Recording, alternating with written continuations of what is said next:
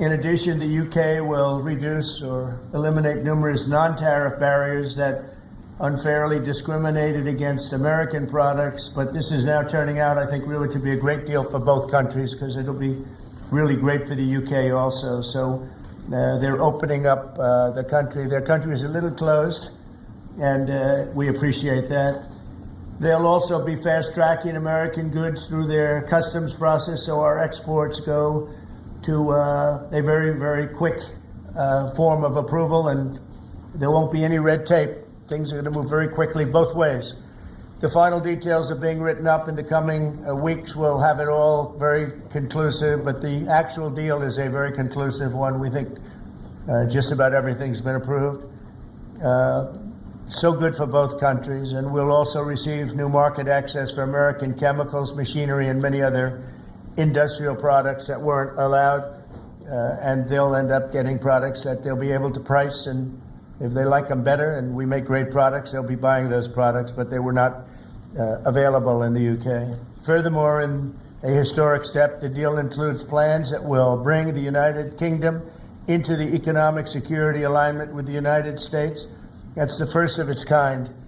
So we have a big economic security blanket, and that's very important, and we feel very, very comfortable with that because it's been a great ally, truly one of our great allies. I mean, a lot of people say our greatest ally. I don't want to insult people by saying that, but I can say it's certainly one of our greatest, and right at the top, and they're the first one we're talking about. And by the way, we have many meetings planned today and tomorrow, and every country wants to be making deals. And we have a meeting, as you know, Scott will be going over to Switzerland on Saturday, and that'll be very, very interesting. We'll find out, but I think they want to make a deal very badly too. Both countries have agreed that the economic security is national security, and will be working together as allies to ensure that we have a strong industrial base, appropriate export controls, and protections for key technologies and industries like steel. Steel is a big factor. Both countries will become stronger with steel and things necessary for military. You know, we used to build ships and other things literally at a level that nobody's ever seen, and we haven't. We've eased up, and I would say that the UK certainly eased up, but now we're going to be uneasing both, and we work together. Once again, I want to thank Prime Minister Starmer. He's been terrific for his partnership in this matter. The special relationship and external bond, it's really an external and an internal bond between our two countries, will soon be stronger than ever before. And we really do. We have a great relationship. I want to just say that the representatives of UK have been so professional. And it's been an honor doing business with all of them, and in particular the Prime Minister. And I'd like to introduce him now to say a few words. Mr. Prime Minister, please take it away. Thank you, Mr. President Donald. And this is a really fantastic, historic day in which we can announce this deal between our two great countries. And I think it's a real tribute to the history that we have of working so closely together. Can I pay tribute, Donald, to your negotiating team as well, particularly yes, Howard and Jameson, who've done an incredible job, a very professional job, and my team as well. Two negotiating teams have worked at pace now for a number of weeks to bring in this deal today. Really important deal. This is going to boost trade between and across our countries. It's going to not only protect jobs but create jobs, opening market access. And as you say, Donald, the timing couldn't be more apt, because not only was it 80 years ago today that victory came for Europe after and at the end of the Second World War, but of course on that day the UK and the US stood together as the closest of allies. And Donald, I think even down to the hour, because you may or may not know that it was about this time of day, exactly 80 years ago, that Winston Churchill announced victory in Europe, and that led to great celebrations across Europe, across America, but particularly in the United Kingdom. Literally people going out into the street, putting bunting up, going up to the palace. And so to be able to announce this great deal on the same day, 80 years forward, almost at the same hour. And as we were 80 years ago, with the UK and the US standing side by side, I think is incredibly important and makes this truly historic. That close relationship has endured over those 80 years. As you know, Donald, when it comes to defence and security and intelligence sharing, of course, there are no two countries that are closer than our two countries.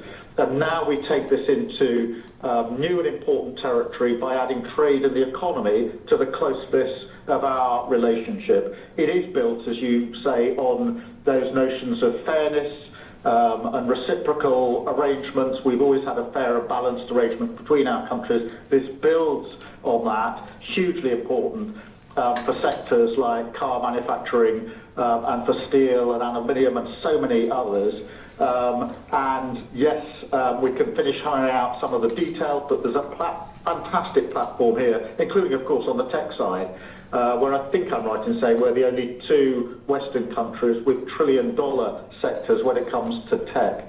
And in the end, it comes down to, as you say, Donald, economic security is national security. On national security, we've been absolutely the closest of allies for so many years, keeping the peace through that close alliance, that friendship.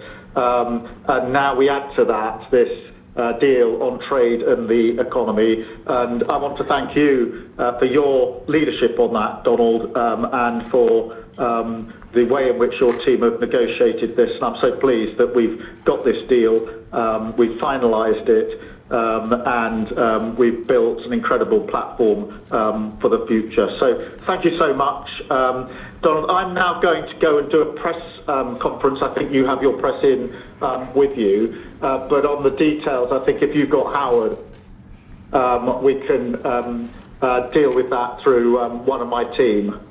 That's great. Well, Mr. Prime Minister, thank you very much. It's an honor. We're going to have a continued, maybe a better relationship than ever before. You know, I don't know if the media knows, but the U.S. and U.K. have been working for years to try and make a deal. And it never quite got there. Yeah. It did with this Prime Minister. So I want to just congratulate you. Well, with this President, this Prime Minister, we've managed to achieve what many people have tried to achieve for many years. That's right. And I'm really pleased. And it feels completely historic and on a special 80-year anniversary as well. So, Donald, thank you so much. It's really good to have got this deal over the line. Tribute to both teams, tribute to our countries, and tribute to your leadership. Thank you. Well, it really is a great thing. And you go do your press conference, and I'll see you soon. Maybe speak to you later. But thank you very much. And an incredible thing. I can't tell you that for so many years, even as I sat, everybody talked and talked and talked about a deal with. It just seemed like a natural deal, but it was not done. But now it was done with us. So I feel very proud to have been a part of it. Keir, thank you very much. Thanks, Donald, and we'll speak again soon. Very good. So long. Bye.